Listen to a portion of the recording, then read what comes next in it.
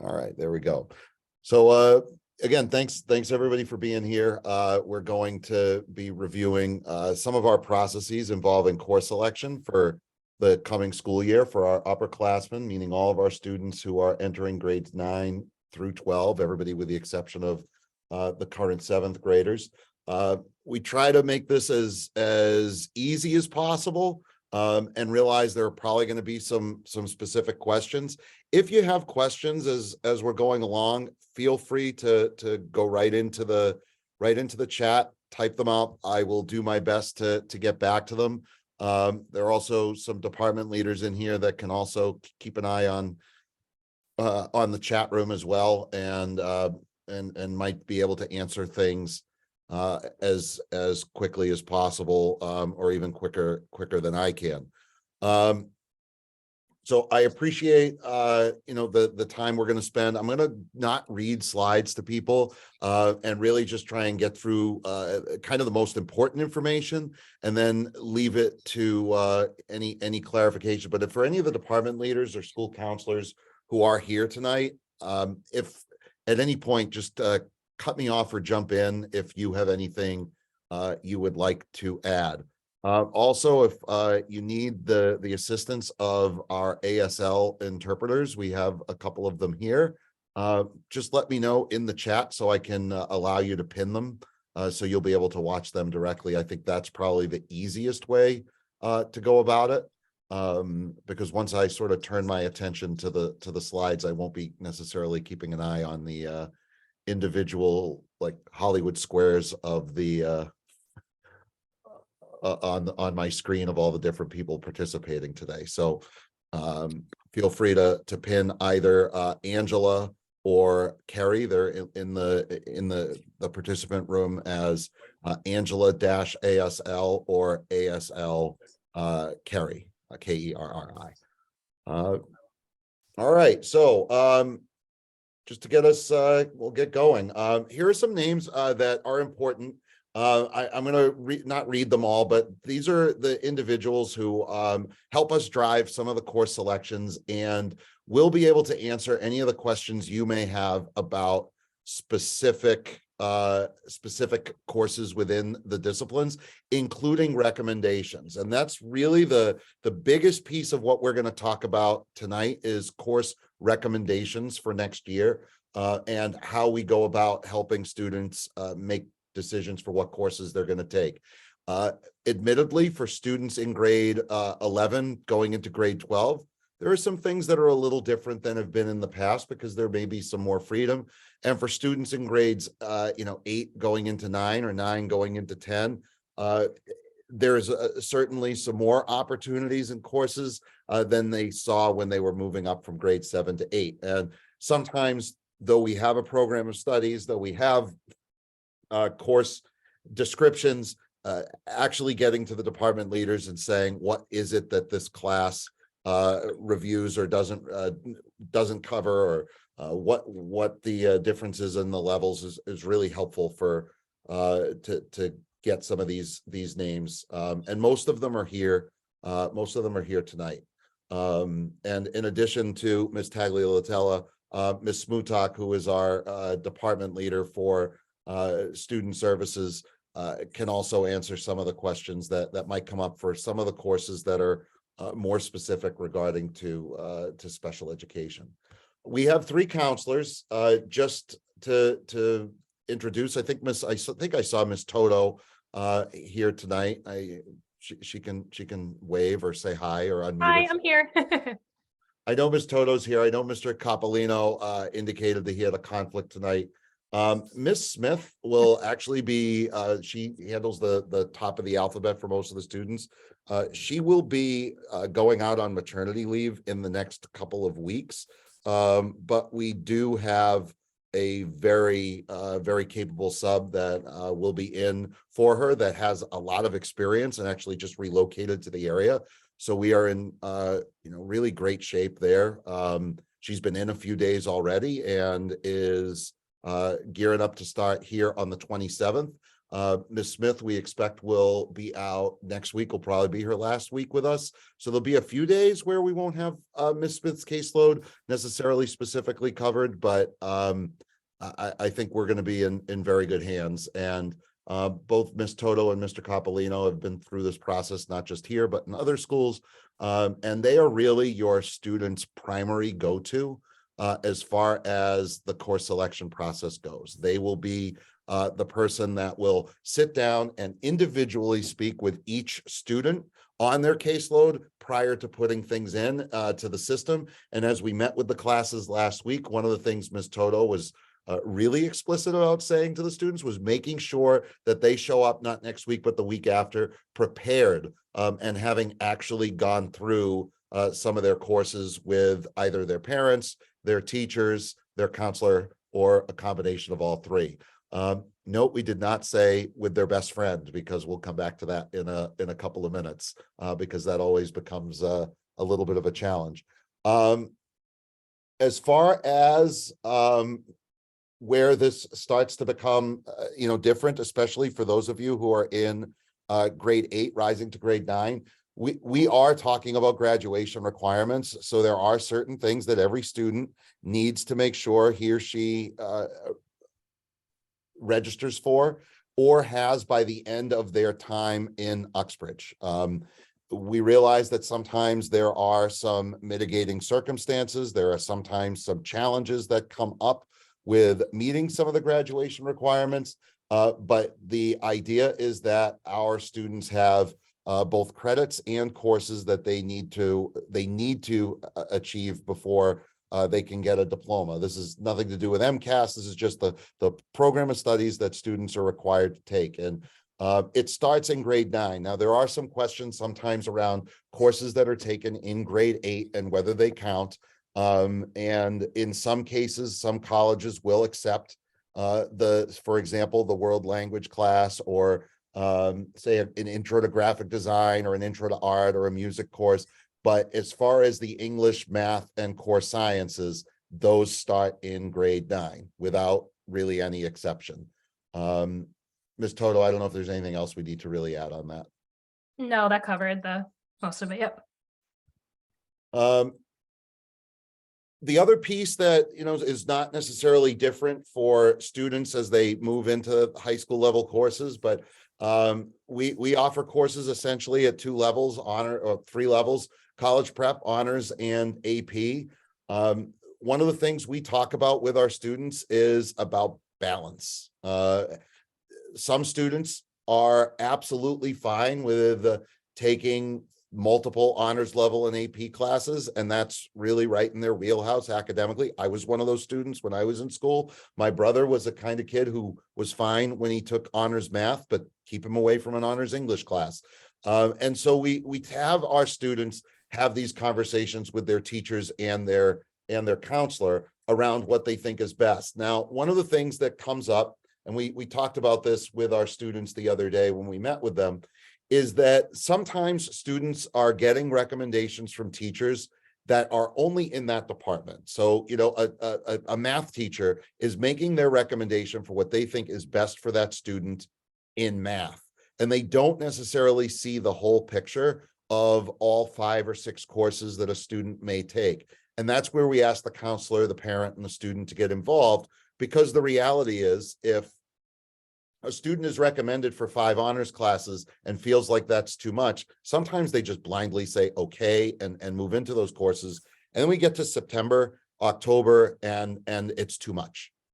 So one of the things that we want our students to be able to do is look at that schedule and say, well, gee, if I'm going to be in 4 or 5 honors classes, or I'm going to be in 4 or 5 college prep classes, that the rigor matches what they're really signing up for and what they're interested in. Because the last thing we want is for students to get overwhelmed by a course schedule that is just too darn much for them. And that does happen. There are some students that do tough it out. There are some students that will, manage, and I say manage because it's just it's a struggle. And there are other students that don't take the advantage of taking classes that are a little tougher, and then they get to the end of the school year and say, well, gee, I really wish I had taken an honors class, or I really wish I had, and what I did was not as rigorous as I would have liked. That's why those conversations between parent, counselor, teacher, student are really important. So one of the things we do ask the students to think about is what they enjoy most, what they really like. The second question there, where it says, what's something I'd like to explore for the first time? As somebody who never really took an art class, or, you know, maybe is interested in dabbling in something before they go off to college and try to determine if they're interested in it. The other question that I think becomes, and we talked about this with the juniors more than with the underclassmen, as juniors become seniors, they have other responsibilities. They may have jobs that they take on. They may have leadership roles that they take on in clubs and organizations. They may take on a more rigorous course load. And how much time do they have to really to devote to either academics or the other things that they're interested in? You know, I know there are a couple of students this year who were really overwhelmed when they got to their fall season, and they were trying to be, you know, multiple sport captains or multiple sport leaders, and they're now counted on to be a president of an organization, and they're holding down a job, and they have some other responsibilities at home that were different. We do have a time management worksheet. I'll share the link to everything that kind of helps people guide how many hours they really want to spend on some things. And the other question really for upperclassmen, that's a little different than underclassmen, is really related to the concept of the internship. And we'll come back to the internship in a couple of minutes. But internship and whether students are going to leave school at any point in time to do things outside of school, well, that's actually a very important as far as how we go about registering for courses as well. And we'll hit on that in a couple of minutes. Ms. Toto, you want to talk a little bit about the college planning? Because I know that this is something that people have asked about over the years since I've been here. A couple things that I can share is that, for example, there aren't any courses here that are not necessarily going to pass muster with post-secondary. And some people have asked questions specifically around things like world language and how we do some grading, and where we're integrating in some more non-traditional forms of grading. They have not had an impact on our students, but we've been able to see that first up close and personal really over the last couple of years. So Ms. Toto, do you want to jump in on what some of the colleges will look at, especially for parents in those 9th and 10th grade years that are wondering, okay, what do we do about courses when we're thinking about life after high school? Yeah, definitely. Sure. So obviously I can go for hours about this, but I won't. We'll dive deeper into it later on in other years, but just generally what colleges consider, definitely the transcript is most important. So the classes that your student is taking, again, like Mr. Rubin had said, not necessarily meaning you're taking every honors class, but, you know, kind of working with us and looking to see, okay, do I have multiple CPs? Is there one subject where I feel like I can challenge myself in and that I've done really well in this year? That's important. The GPA doesn't start until freshman year. A GPA kind of just includes all of the classes that have been completed so far. But definitely the strength of the program. If your student is potentially interested in something science related, making sure that you're taking those science classes, those science electives. Even though science, you only need 3 years to graduate high school, taking a 4th year might be beneficial if you're looking to go into something in the science field. For testing, SATs, ACTs, we can talk about that a lot, but basically SATs are pretty much test optional for almost everywhere right now. We're still seeing extracurricular activities, just making sure your student is getting involved in something that they enjoy. If they're working, that counts. If they need to work, that's okay. Anything like that would be beneficial. Obviously, making that connection with teachers. Once your student's been here for a few years, likely they will have kind of created some good relationships with teachers, which helps later on kind of with letters of recommendations. personal essays we'll talk about later on. That's not really something that needs to be discussed right now in terms of course selection, but really just looking at what the teacher is recommending your child take, and looking at it as a larger picture of, is this something I feel like my child can handle right now? Because we really definitely don't want students to take too many higher level classes and, like, again, Mr. Rubin said, kind of bomb pretty quickly and get burnt out. And we can help with that. So if you have questions about anything with course selection related to college, definitely reach out to myself or any of the other school counselors. One other thing, just because I did bring this up with the juniors, the rising seniors, and to a lesser extent the sophomores, but we do have some students that are aspiring to play sports at the post-secondary level.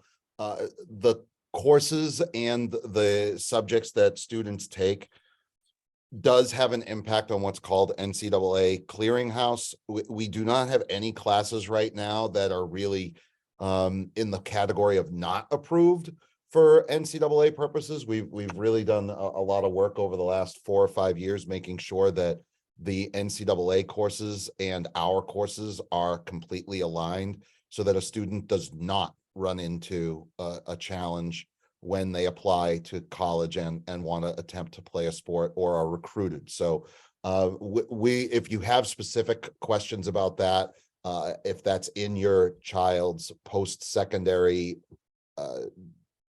roadmap, so to speak, see the school counselor. And if there is something specific that the college or the coaching staff needs to see, just see one of us and we can work through it. The good news is we all have a lot of experience in that from both sides, both as coaches, as teachers, as parents, and as counselors and support staff. I'm just going to jump ahead. When we look at course selection, students will sign up for 14 credits, and we ask the students to also select 5 alternate electives. The 14 credits are essentially the equivalent of 7 full year courses, because each course is worth, a semester is worth 1 credit, a full year course is worth 2 credits, and there are 7 classes in the day. Or in the schedule, I'm sorry. The students that sign up for less than 14 credits oftentimes end up put into courses that they had no interest in signing up for. So it is particularly important, regardless of the grade, that students put in the courses that they want to take as their top choices. We have a pretty good success rate of getting students into all of their classes that they're interested in, if they're rising juniors and seniors. And for some of the other electives, it's also about 100%. For example, I think every student that wanted to take engineering this year got into an engineering class. Every student that wanted graphic design or film got into graphic design or film. There are some courses that are a little more challenging just because of space, but we do our best. However, if a student puts something down that they either don't want, or they don't put something down and then later want it, there's a good possibility that it's not going to work as far as their schedule. The other piece of this course selection that comes up is, well, we ask about is internship. And for upperclassmen that want to take interns, we still ask them to sign up for 14 credits of courses. And then we back them out of classes once we establish what and where their internship is going to be. Internships for at early college, I'll come back there in a second. Actually, I'll go ahead to early college and then I'll come back to internship in a second. Early college is open to juniors and seniors.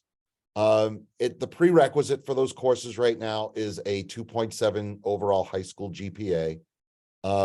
We will talk a little bit in a second about whether somebody with the minimum GPA is really best suited for these classes. The classes cost, as of this year, cost $275 per course. They're offered through Quinsigamond Community College.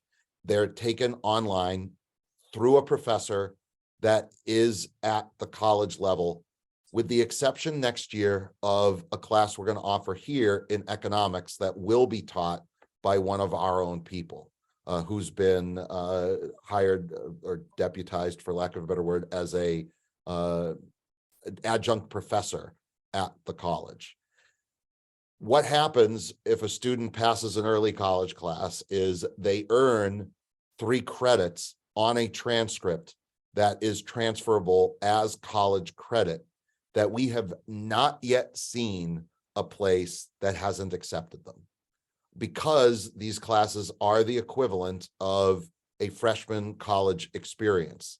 For our students, we've had some that have graduated with as many as 9 to 12 credits because they take 3 or 4 classes in the early college realm. If they take and pass the English class, which English 101 in the first semester, that counts as their full year English. If they take English 101 and 102, they pass them both. The student leaves here with 6 credits on a transcript that can then go with them to any college. They automatically transfer to any state college or university in Massachusetts or the 6 New England states, so long as those schools are public. We've seen some privates that need to look at things a little bit deeper, but they have still accepted them, I guess is the point. The one thing about these courses, they are not typically taught by Uxbridge High School teachers. And while we give teachers, students, an opportunity during the day to have a period of time where they work on it, we really recommend that the student has a degree of independence and self-responsibility, because the college professor experience varies greatly. We last year had 70 kids taking some form of early college class, which is an awesome opportunity for them. However, it's entirely possible that they could have two kids in the same class here, could have 2 very different experiences based on professor. So it is very similar to the college experience in that regard. And there isn't somebody at Uxbridge High School who's necessarily watching over them and helping them with their work. It is essentially a college class. We have had very good success with this. We have, on average, 1 or 2 students who do not do well, and we're either trying to get extensions or get them to pass after the fact, or they don't pass and we're scrambling the following semester.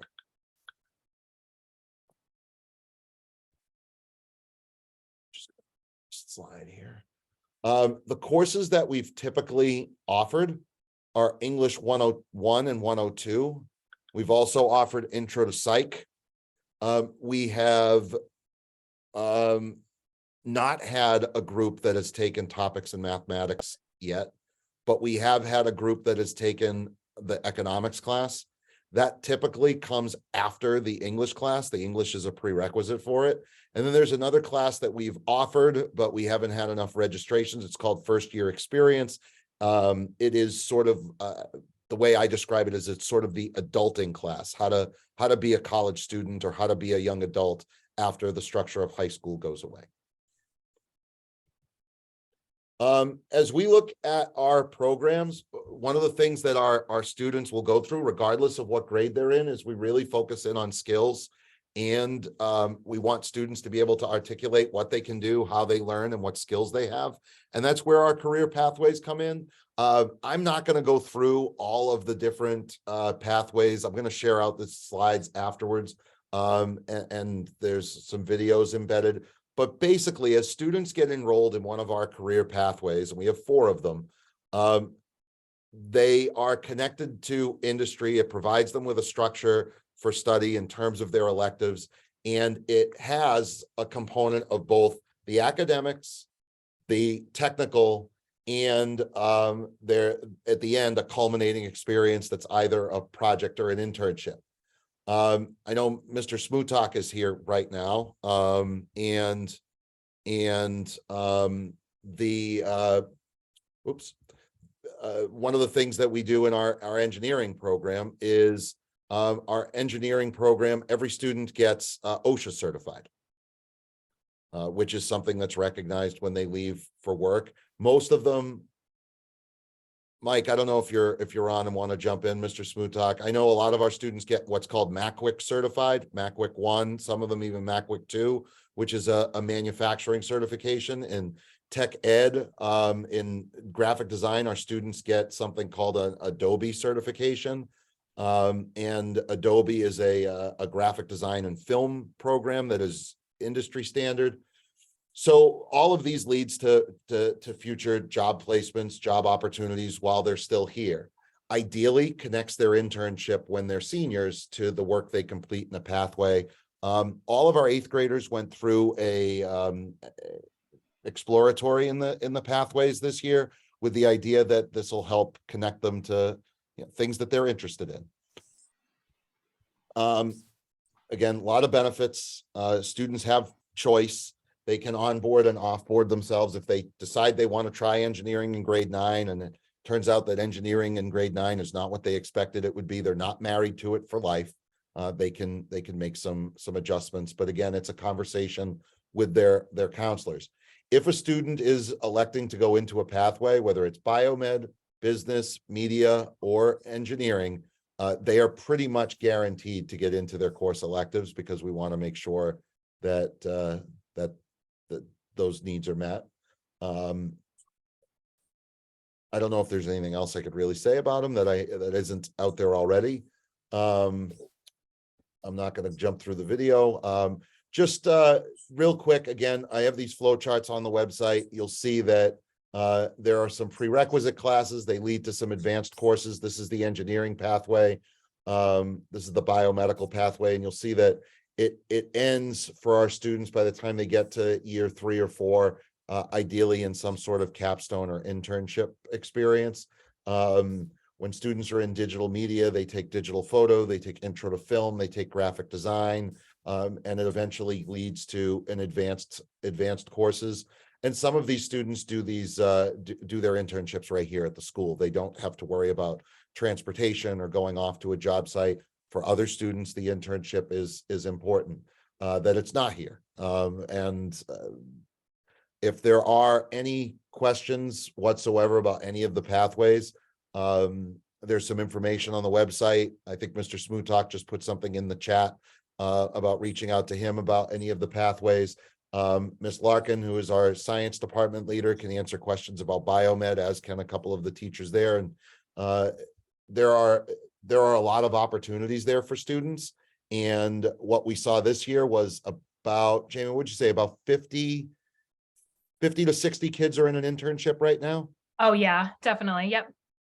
So this is a good place for us to kind of pause and talk about what internship looks like if you're a parent of an upperclassman. They usually are 2, 3, or in some cases, the equivalent of 4 classes a semester. It really depends on where the student is going and what the student is going to do. We have some students who are thinking about going into elementary education. They're going to spend a good chunk of their day at the elementary school. There are some students who are working with our with our cable studio, Uxbridge Cable. They are in there for a period, then they may leave and go to class and then go back for another period. There are some students that have 4 periods in a row working with local businesses. If there is any question about whether something can be suitable, whether there is something that a student has this year that's of interest, Mr. Mora, who is our Dean of Students, is the primary contact for internships. For parents who are wondering how we take care of accountability with this, we do have an app that tracks student check-ins. Students are required for completing bi-weekly reflections on the experience that they have at work. So it's not just a way to get students out of classes. If students are interested in an internship, they still have to register for classes. They don't just not register for class and then assume an internship will pop in. And if you're a junior, parent of a sophomore rising junior, There are some occasions where it's appropriate for a junior. However, we do need to make sure that the graduation requirements are still being met. That's really important because we don't want to see a student get to their senior year and find that they're missing a graduation requirement because they were out on an internship. The rest of these slides, as we go through them, and I'm not going to go through all of them, really outlines what the core courses are in each discipline. I'm not going to read through every single one of them. When students are in grades, 12, 11, 9, or 10, it really is dependent on their interest as to what courses students take. So some students will take an early college English and they'll be done with English. Some students will want to take the APs and some students don't want either. They're going to take 2 of our literature courses entirely. For the other grades, English 9, 10, and 11, as you see in grades 9 and 10, college prep or honors, English 1, English 2, English 1 honors, American English 10 honors. Junior year, there's a little more choice because students can take AP or junior lit. The one thing I will say, and this is me with as a former English person, I would strongly recommend taking AP Lang before AP Lit. There are some students who do AP Lit as juniors and AP Lang as seniors. It is rare. It is not typically as successful as the other way around. And so we don't necessarily recommend it. I know that some of our other department leaders are here. Specifically, I know Ms. Pryor's here, and I'm going to put her on the spot a little bit. Are you there, Mrs. Pryor? I hope. I'm here, Mike. Hi, Mrs. Pryor. How are you? I'm doing quite well. One of the questions that I know comes up is more for the upperclassmen as they get to junior year and they're finishing things like pre-calc. There are 3 different calc classes. There are 2 different stats classes. There's college math. I know you rely awfully hard. We rely awfully hard on the experience of the teacher and the student in those classes. But could you run through for folks, particularly that might be coming up from grade 8 to 9 or 9 to 10, what the differences are between those upper level classes? I think most people understand, algebra 1, algebra 2, and geometry, but I don't think everybody always understands the differences between stats, calc, college math.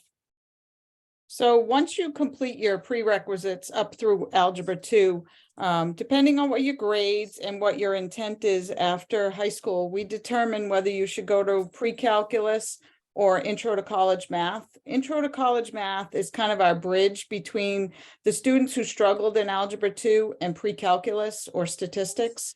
So that intro to college math, we kind of think of as your building your algebra skills to prepare you for whatever you're doing in the future. If you're a senior and you're taking that class, it's really to prepare you for your math in college, because most colleges require some type of college algebra.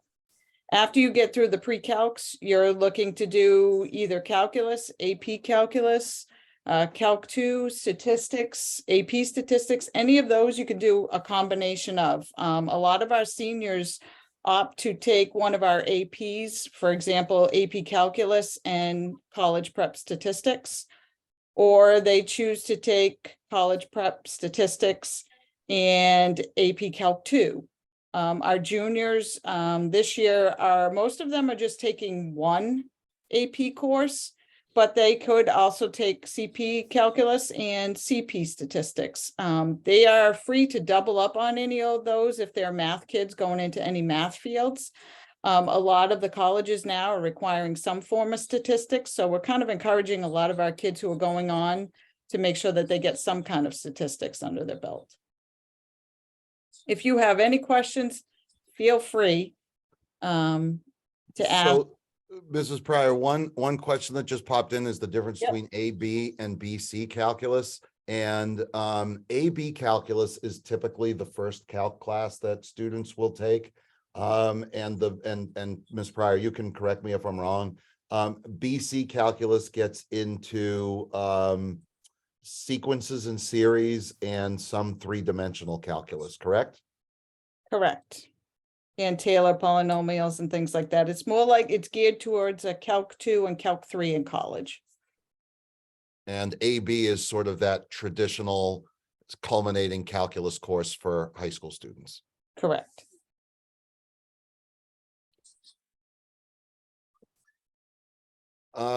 On the subject of science, all of our ninth graders are registered for physics. That's their ninth grade science MCAS course. And then the other core courses are bio and chemistry. But bio is a state requirement. It's a state requirement that all students take a biology course. And then there are a whole bunch of other electives, including the biomed classes and environmental science. One thing about the third course that sometimes comes up is whether students are required to take chemistry. They're not. Some students, and this is a conversation with the counselor, will go from physics and bio and say intro to engineering, and intro to engineering, principles engineering, biomedical science. Those courses are all recognized lab sciences. Some students who don't love the math side of things in chemistry will go from physics to bio to environmental science. Again, this is where conversations with counselors are really important, because if a student is aspiring to a life in high school that involves the sciences field, chemistry becomes pretty important, as does maybe taking an AP or an advanced science class. But a student who is really not interested in the sciences, I'll give an example. I have a student who I'm still in touch with from here, graduated a couple of years ago, left here, and is majoring in accounting, doing quite well, but really did not like science. I mean, it was just not his jam. And when he got to his junior year, rather than taking chemistry, he had taken a couple of engineering classes, and they were fine for him going off to college. Another student who I know is going off to a business college next year, rather than torturing himself, as he put it, with honors level sciences because it wasn't his interest, focused his honors level classes on the humanities, social studies and English, because that's what he was more interested in, or she was more interested in. So those are the sort of things that we ask students to consider, especially since some of the science classes can be a little bit math heavy too. So if a student is not loving or is not in love with math and science and is more of a humanities person, it may make more sense to look at courses in those disciplines. I know Mr. Smutak mentioned tech. If there's a little asterisk next to the name, it's a half-year course. So for example, our 3D modeling is it's a CNC robotics class now. I should have changed the name of that. But things like intro to film, materials processing 1 and 2, manufacturing engineering, all of these courses do work students towards certification. The difference between the electives on the bottom half of your screen and the courses at the top of your screen is that the courses at the top of your screen are full year, and they're directly connected to the manufacturing pathway. Social studies, there are 3 core courses: Global 1, Global 2, Global 3. Pretty easy to remember, all with different levels, honors and college prep. Where social studies electives come in are in the electives. We offer AP US, we offer AP Gov, and we have actually had more luck with students taking the psychology class on the early college front rather than the AP. But we do have the capacity if students sign up for AP Psych to take AP Psych. The courses on the bottom are half-year courses. They are offered as electives, mostly to upperclassmen. For students who are aspiring to AP or aspiring to careers in the humanities, education, law, political science, or just want a really rigorous course load, the AP USs and the AP Govs are particularly helpful. As somebody who used to teach on the AP side in the English world, highly recommend, if you're going to take AP Gov or AP US, to take AP Lang, because the writing is very similar and it helps students really develop strong writing skills. These courses all do a lot of work with primary source analysis and understanding just different themes in history. and focus in on helping students think like they're historians rather than just memorizing a bunch of facts. So Mr. Silbord, does that capture what you guys are trying to do accurately? Yep, absolutely. More skills based, more concept based, trying to get them thinking and giving some opinions, backing up your opinions with facts and things like that. Yep. Thank you, sir.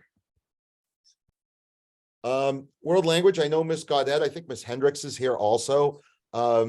You probably saw your first report card this year in world language and said, well, what's a WL3 mean or a WL2? Our world language courses they are all based on learning language. Today I walked past Miss Gaudet's class. The students are reading a novel and learning to communicate with each other. They were on chapter 14. They were told specifically not to read up to chapter 16 because they were going to be making predictions about chapter 16. And they were doing it all in Spanish and getting to use the language. Courses in Spanish are recommended based on the student's ability to meet the standard of the next course. So if a student is not ready right now to move from Spanish 1 to Spanish 2, they will take something next year called Spanish 1 Intermediate. It allows them to get more practice in the language to make sure that they're moving forward with the use of language, not just memorizing a bunch of words, getting 100 on a test, and then never using the language again. We offer Spanish all the way up to Spanish 5. Spanish 4 and 5 courses are almost, actually, I would say this about all of them, but 4 and 5 more so than the others are almost entirely immersion. And our students are prepared by the time they get to probably the end of Spanish 3, but definitely Spanish 4 and 5 to sit for something called the Seal of Biliteracy, where they take an assessment that registers them as multi-language learners. The teachers have tons of information on the students' performance relative to whether they speak well or write well, read well, know how to use the language. And I think that is probably the one thing that you can count on as a parent, is that your students are placed into the correct courses. And if something changes where they get into the next course and it's just not the right fit, either it's too easy or too difficult, we can have some flexibility, because more than likely the decision that's been made has been made with the best of intentions. And I know Ms. Hendricks and Ms. Gaudet are both here. I don't know if anybody else in the department is here. I don't know if you all want to add anything, but when you guys were at the National World Language Conference a few weeks ago, everybody in the country is now trying to move towards teaching Spanish, or any world language for that matter, in a way that is useful. And I feel like you've cornered the market on it. So I don't want to undersell what you're doing. Thank you. Yes. If anybody does have questions, I'll put my email in the chat, but that was exactly it, Mr. Rubin. We are really trying to get our students ready to actually use Spanish in real life situations. There are no quizzes and tests. It's really about performance. And we are meeting with our students right now and making sure that they are placed into the correct courses. We never want to put somebody in the wrong spot. And, we really have been watching their growth and tracking their performance throughout the year so that we can adequately place them in future years. Thanks, Ms. Gaudet. I already went through tech ed. In terms of music and the arts, most of these classes can be either half year or full year. Like chorus and band tend to be full year. The other courses tend to be half year. If there's a specific in terms of the arts, specifically around things like portfolio, or a student who is looking to apply to art school down the road, or our rising senior who's really concerned about this, that's a conversation with the school counselor to make sure that the art courses the student will need from a foundation standpoint are there. Art 1, graphic design 1, digital photo 1, those classes are open to all 4 years. In terms of the other courses, a course like Art Zero is art for students who are not artists. A course like textile design does not have a huge number of prerequisites. A course like ceramics or drawing and painting, a student would need to have Art One or the foundational course going in just so they have some degree of skill. Sometimes that doesn't work out. Sometimes, we do put students into a ceramics class without a ton of background, but we try to avoid it.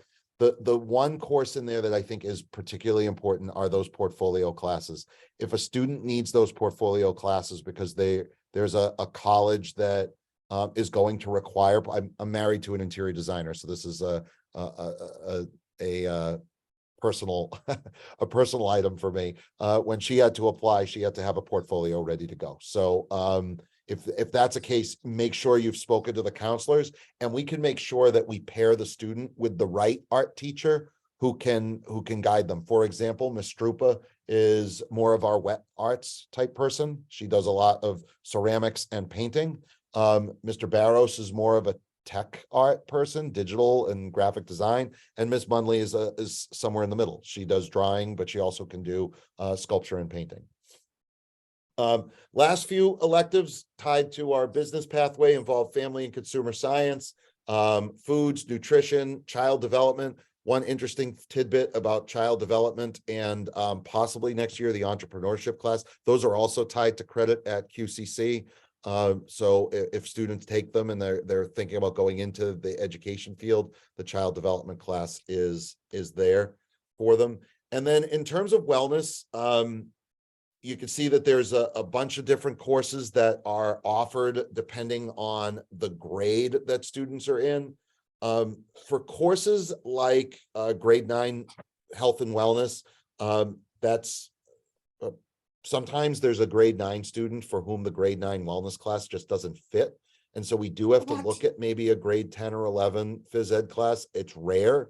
It does not happen often. So we do ask that our grade 9 students make sure that they're signed up for sorry about that.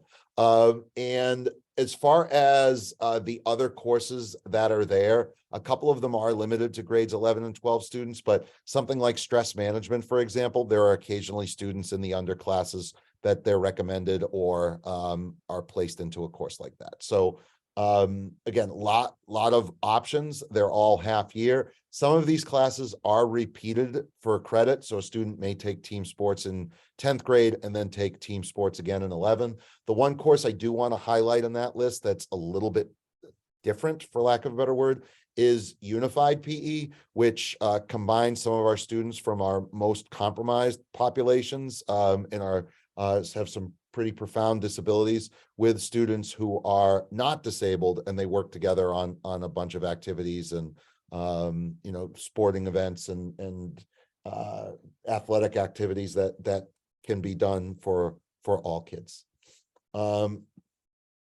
If there is anything not referenced here, we do have some capacity to look at online courses. We have a few vendors that we have a student here who's taking, for example, taking intro to cybersecurity. We have a student who is taking a course a student who took a course in Japanese. We do have some options. The one thing about online courses and courses that are not necessarily offered here, as I said, with the early college courses, they do require some self-direction for the students. So where we are in terms of the course selection, I did see a question that popped up about recommendations and how this all happens. Well, we're here early March, parent evening meeting. In late March, we meet with grade 7. Mid-March, so this week and next, our students have a sheet of paper that has all of the different courses by grade, and they will meet individually with their teachers who will initial those courses on that sheet.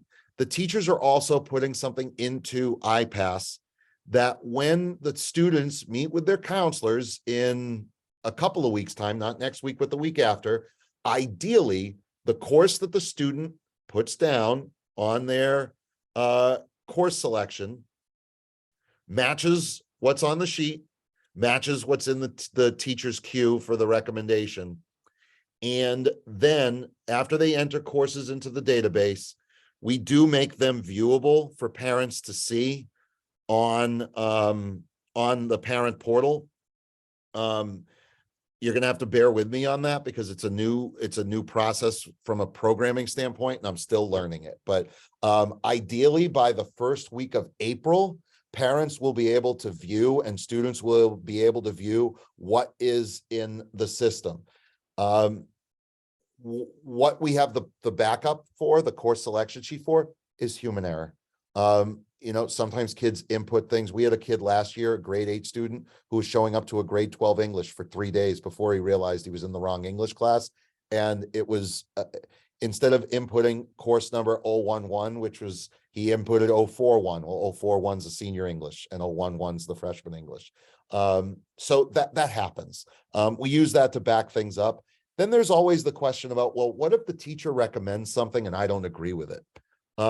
And after we get these recommendations, it does happen so sometimes that we need to discuss an override.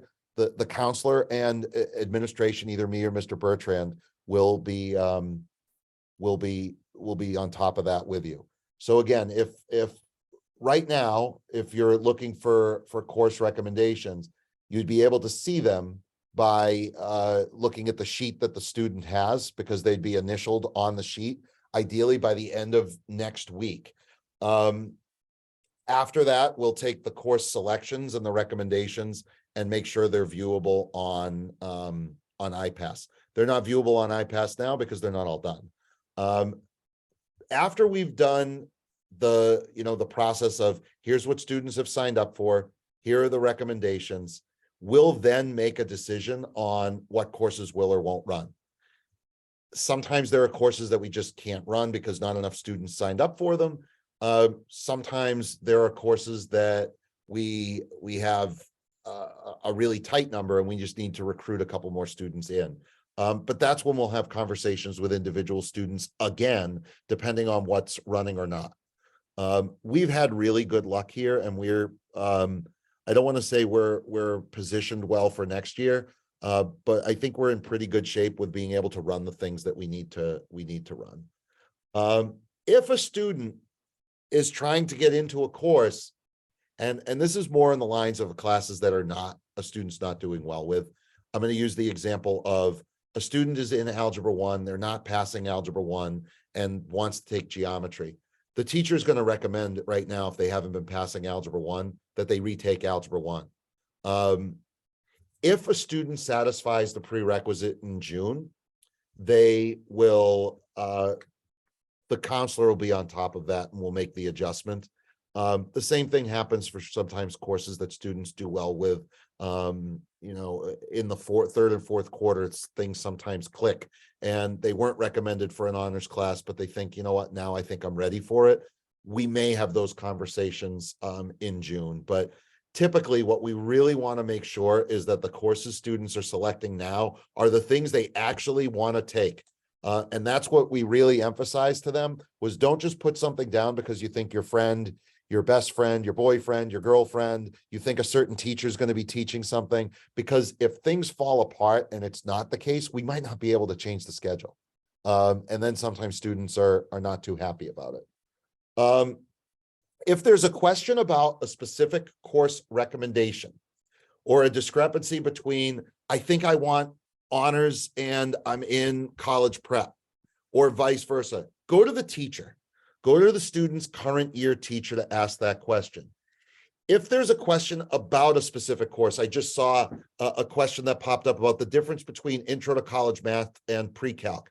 It's a really good question that really is dependent on the student, their performance, sometimes in the Algebra 2 class, what their post-secondary plan is. But a good place to go with that is the department leader or the school counselor, because they'll both have a full picture of the courses if they're a department leader and the student's program. And if you're not sure about which, especially in the math, coming out of grade 8 to 9, we sometimes get questions about, should I take Algebra 2? should I take algebra 2 and geometry, or should I take algebra 1? Some students taking 2 maths is fine. Some students think taking 2 maths is going to be fine, and by November it's not. And then other students, taking algebra 1 in grade 9 is absolutely the right thing to do. We have 70 kids taking algebra 1 right now. It does not create a negative impact on post-secondary planning in really any way. What a student takes in grade 9. We have had students that take algebra 1 in grade 9 that still take calculus when they're seniors. They do have to double something at some, or they take AP stats by the time they're seniors. But it really has to be around what best suits the student. I will say this, and I think this is an important piece to mention, and is that sometimes people take things based on peer pressure. They see that their friend is taking something, that their friend is taking a different course, or is going to take this advanced class or that advanced class, and it becomes, well, I'm worried about my kid compared to that student, or I'm worried about things like GPA and rank and this and that. Especially in those younger grades, I cannot tell you how that is not a good move for a lot of things. So when we get to that point of like making some of those decisions, we really want to try and just do what's best for the student. What will happen next week is, after the students between now and Friday the 17th meet with their teachers and get those courses signed out, the students will be called down to the cafeteria and the library, a couple other places, and they will meet individually with every single one of their counselors. And it will be, basically a preset time where each student will meet with his or her counselor to review everything, everything completely. So, good question. Where can we find the program of studies? There is a link right there. It's right off the high school website. As soon as I get off of this, I'm going to navigate over to it. But it is under on the high school website. If you look at the top page, there's a top of the page, there's something that says students and families, and then there's a tab that says academics. But that link right there will take you to the course selection sheets. It'll take you to the program of studies. And yes, I am sorry. It's C&I leader means curriculum and instruction leader for the department. I'm sorry. I use these terms and they make sense coming out of my mouth, and I forget that not everybody speaks education speak. But yes, feel free to bookmark that site. It has some information about the differences between college prep and honors. It has the course selection sheets. It has the program of studies. Anything you could possibly want is off of that page.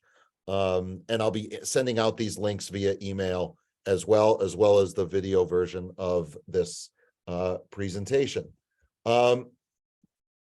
I don't know. I'm just going to end the screen share here for a second.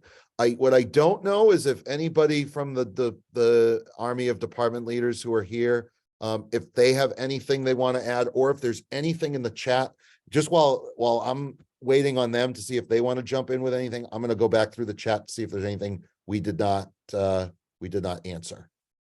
I don't think there is.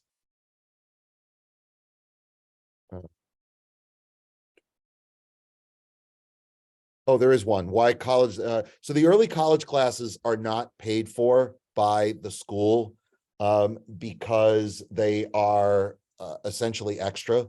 They are.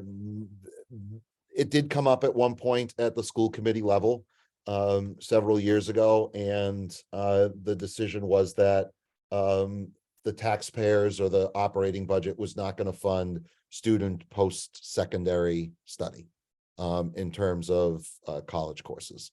So we don't budget for them, but we could certainly think about that at some other point in time, because I don't necessarily disagree. And I'm putting the link to that page, which includes all of the differences in courses and course selection sheets and program of studies and all that other stuff. don't know if there are any other questions in there. I think that means I can hit stop record, which I will do.